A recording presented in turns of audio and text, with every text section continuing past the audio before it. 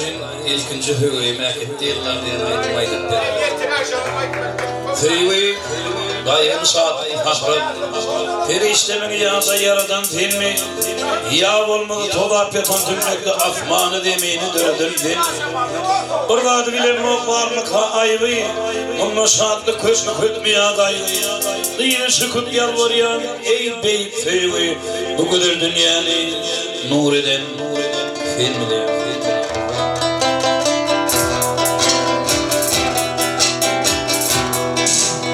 İkinci feyvimi hak etti yıllar. Min olmayan güneş doğumda yatlayan bozlarla açılan güller.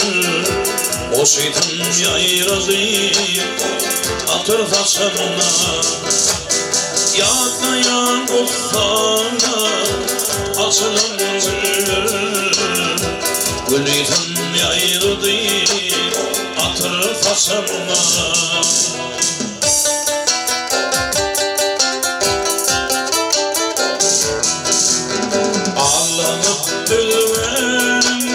Fikir ağlar din golun sevimi yanıyorum ya Deher yaldıra sapık doğanma Beni fişe alma bilemiyor ya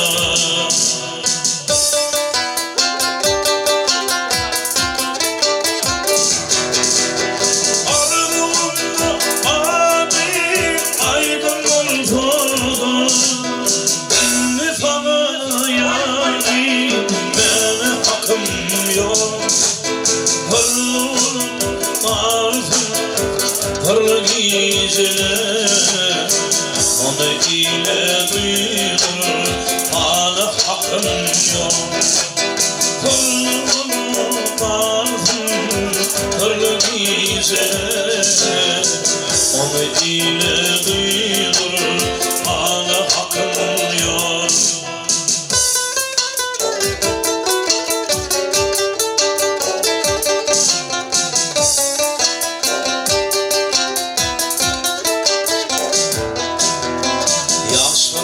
Coş alayım aydın aydın Kul baytanayam teheşim alayım Dini yataklattım aylı afmana Cimalım yardı ya ayın cimali Dini yataklattım aylı afmana Cimalım yardı yani ayın cimali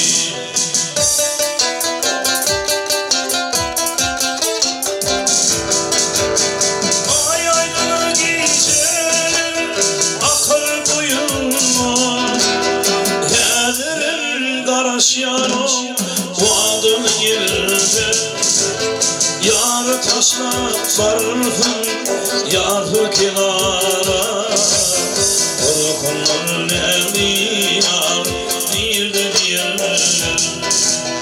Yarı taşla sarfın yarı kenara Korkunlar nevdiyar bir de diğer